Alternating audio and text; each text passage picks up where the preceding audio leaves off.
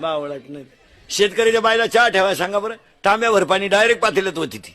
ही श्रीमंताची बाई तशी नाही, लय दरिद्री. अगं पाच तीच का आला काय तुझ्या चहा वाचून काय कोणतं चाललंय. कप मुजी ती ही आडपाट. शेतकऱ्याच्या घरात अजून आरुडी देऊन चहा येतो. अनारे चहा वजन आहे. हे श्रीमंत हलकट खिडकी जवळ जाते. बरं त्यांचे इंजिनियर सुद्धा बंगल्याचे इतके कंस्ट्रक्शन मध्ये. तुम्ही कोणत्या घरात जा, सोफा सेटचं टोक आणि किचनचं टोक इक्वलच आहे. इंजिनियरनं सुद्धा कंस्ट्रक्शन किती भारी करेल. कोणत्या घरात जा तुम्ही. ते मॉडेल ह्या मॉडेलला खिडकीतून दिसलंच पाहिजे असं. आणि मग ते मॉडेल येतं चहा घेऊन, केस बिस मोकळे सोडेल, गाऊन बिवून घालेल. बा बा बा बा बा बा बा बा आपल्याला वाटतं जोडून आमुष आली काय ना.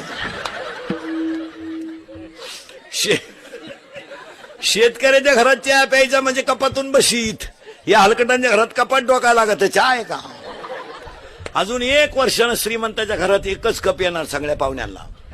फक्त पाहुण्या पुढे कप न्यायचा आणि पाहुण्याने जिबीचा शेंडा बुडवायचा त्याच्यात.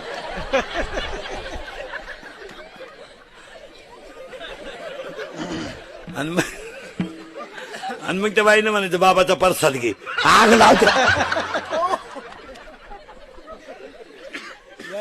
अन्नदान गरीबानेच घाला. आणि पाया पडून सांगतो, शरीर शुद्ध होतं स्नानानं, मन शुद्ध होतं नामानं, चित्त शुद्ध होतं ध्यानाने आणि धन शुद्ध होतं दानाने.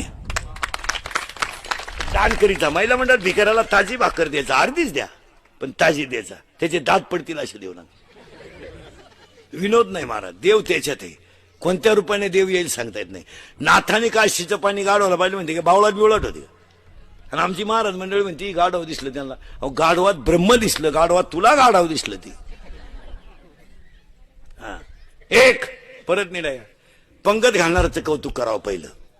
दुसरं पंक्तीला येणारचं कौतुक करावं.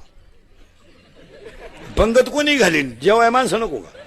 आता आज तुमची पंगत नशिबान का म्हणून ठरली, रविवार आला. नाही तर पोरं सोरं जवळजवळ शाळेत गेलेच असते. पंगत घालणारचं कौतुक करावं 1, पंक्तीला येणारचं कौतुक करावं 2, आणि सगळ्यात जास्त कौतुक करावं पंगत वाढणाऱ्यांचं.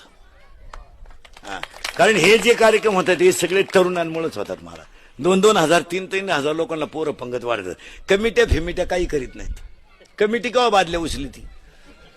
कमिटी फक्त माईकवर लाल करणार. आणि पाया पडून सांगतो, तरुण मंडळी कोण कामं करून जगत जा. ती एक शक्ती आहे. जर एकत्र आली तर क्रांती आहे.